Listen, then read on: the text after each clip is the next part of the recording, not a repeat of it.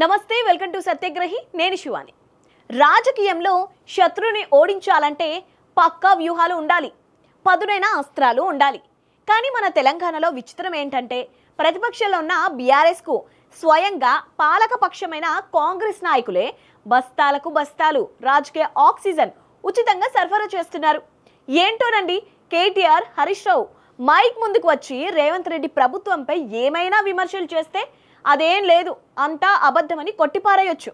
కానీ కాంగ్రెస్లోనే ఉన్న సురేఖ కూతురు సుస్మిత మాట్లాడినా, development board vice chairman Chinnareddy విసిర్లు విసిరినా, మునగోడు ఎమ్మెల్యే రాజగోపాల్ రెడ్డి క్లాస్ తీసుకున్నా ప్రతిపక్ష బీఆర్ఎస్కి అంతకంటే పెద్ద పండగ ఇంకేముంటుంది చెప్పండి. చూసారా, మేం చెప్పింది నిజమే అని కాంగ్రెస్ సొంత నాయకులే దండోరా వేసి చెప్తున్నారు అని KCR mark car party social మీడియాలో రెచ్చిపోతోంది.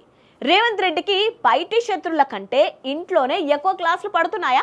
అసలు కాంగ్రెస్ కొట్లాటలు బీఆర్ఎస్కు ఎలా లాభిస్తున్నాయి?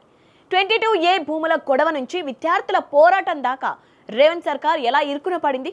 ఈ స్టోరీలో పక్కా మా సెటారికల్గా విశ్లేషిద్దాం. స్కిప్ చేయకుండా చివరి దాకా వాచ్ చేయండి. ముందుగా కాంగ్రెస్ ఆఫీసులో జరుగుతున్న సొంత రాజకీయం గురించి మాట్లాడుకుందాం. అధికారంలోకి వచ్చాం, నియోజకవర్గంలో పనులు చేద్దాం, ప్రజల్లో పేరు తెచ్చుకుందాం అనుకుంటే నిధులు రాక, నియోజకవర్గంలో పనులు కాక సొంత నాయకులే గుండెలు బాదుకుంటున్నారు. మంత్రి కొండా సురేఖ కూతురు సుస్మిత సీఎం రేవంత్ ఆయన సోదరుడిపై చేసిన వ్యాఖ్యలు మరవక ముందే అటు సీనియర్ నాయకుడు చిన్నారెడ్డి సర్కార్పై విసురులు విసిరారు. మా నియోజకవర్గాలకు నిధులు ఏవి, మా కేటాయింపులు ఏవి అని నిలదీస్తున్నారు. ఇక బీఆర్ఎస్ ఊరుకుంటుందా? తక్షణమే ఆ వీడియోలని కట్ చేసి బ్యాక్గ్రౌండ్ మ్యూజిక్ పెట్టి ఇది రేవంత్ రెడ్డి పాలన అసలు రంగు అని సోషల్ మీడియాలో మీమ్స్, రీల్స్తో రచ్చలేపుతోంది. ఒకప్పుడు బీఆర్ఎస్ నాయకులు వచ్చి రేవంత్ ప్రభుత్వంపై ఆరోపణలు చేస్తే ప్రజలు సరే ప్రతిపక్షం కదా అంటుందిలే అనుకున్నారేమో.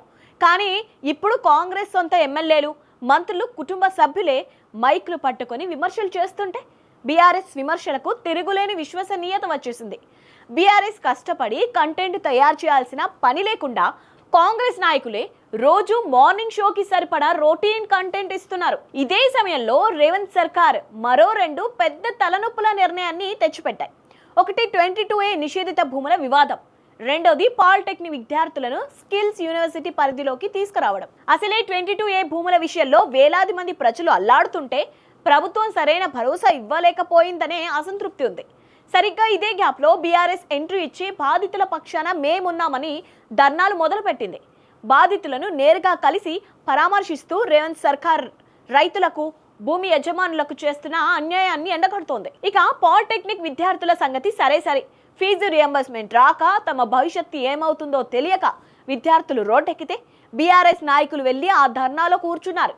తెలంగాణ తెచ్చింది నిధులు, నియామకాల కోసం. కానీ ఇప్పుడు కాంగ్రెస్ వచ్చి విద్యార్థుల పొట్ట కొడుతోంది అని ఫుల్ టౌన్లో అటాక్ చేస్తున్నారు. అటు బయటి నుంచి ప్రతిపక్షం బీఆర్ఎస్ దాడి, ఇటు లోపల నుంచి సొంత పార్టీ నేతల అసమ్మతి రాగం. రేవంత్ రెడ్డి పరిస్థితి ఎలా ఉందంటే ముందు చూస్తే నుయ్యి, వెనక చూస్తే గొయ్యి అన్నట్లుగా తయారైంది. బీఆర్ఎస్ పార్టీ ఈ విషయంలో చాలా పక్కాగా వ్యూహం అమలు చేస్తోంది. ఊరికే ప్రెస్ మీట్లు పెట్టడం లేదు, డిజిటల్ వెపన్స్ బయటకు తీసిందే. గతంలో బీఆర్ఎస్ నేతలు రేవంత్ సర్కార్ విధానాలపై ఏవైతే ఆరోపణలు చేశారో అదే అంశాలపై ఇప్పుడు కాంగ్రెస్ నేతలు మాట్లాడిన మాటలను పక్కనే పెట్టి ఎడిట్ చేసి వదులుతున్నారు. ఈ దెబ్బకి ప్రజల్లో అవును కదా, బీఆర్ఎస్ చెప్పిందే నిజం అవుతోంది అనే భావన మెల్లగా బలపడుతోంది. సొంత పార్టీలోని అసంతృప్తి వర్గాలను, టికెట్లు రాని నేతలను, నియోజకవర్గంలో పనులు కాక ఖాళీగా ఉన్న కార్యకర్తలను ఆకర్షించడానికి బీఆర్ఎస్ గాలాలు వేస్తోంది.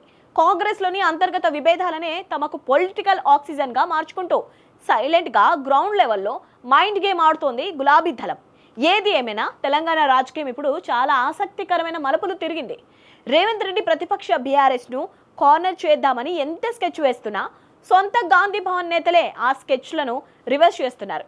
మరి కాంగ్రెస్ అధిష్టానం ఈ అసమ్మతి మంటలను ఎలా చల్లారుస్తోంది? సొంత నేతల నోళ్లకు తాళాలు వేసి బీఆర్ఎస్కు కంటెంట్ దొరకకుండా చేస్తోందా, లేక బీఆర్ఎస్ ఈ అవకాశాన్ని పూర్తిగా ప్రజా వ్యతిరేకతగా మార్చి రేవంత్ సర్కార్ను మరిన్ని ఇబ్బందుల్లోకి నెడుతోందా అనేది చూడాలి. మీకేమనిపిస్తోంది దీనిపైన? కాంగ్రెస్ అంతర్గత కొట్లాటలే బీఆర్ఎస్కు ప్లస్ అవుతున్నాయా? రేవంత్ రెడ్డి పాలనపై మీ అభిప్రాయం ఏంటి?